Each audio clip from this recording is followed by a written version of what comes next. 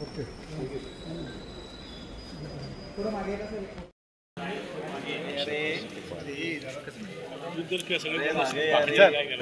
तिकडे नाही ते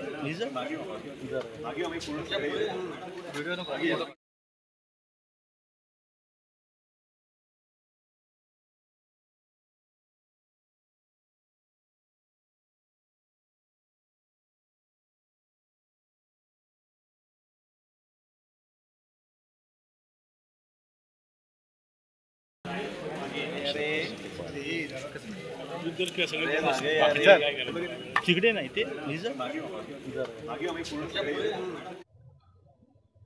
वर्षा वासुदेव जोशी वय 65 वर्ष राहणार धामणवणे यांचा 6 ते 7 तारखेच्या दरम्यान निर्घुण खून झाला होता आणि ही हत्या जयेश भालचंद्र गोंधळेकर हा एक इसम आणि त्याचा एक साथीदार अशी दोघांनी मिळून केलेली अशी प्राथमिक तपासात आमच्याकडे माहिती आलेली आहे।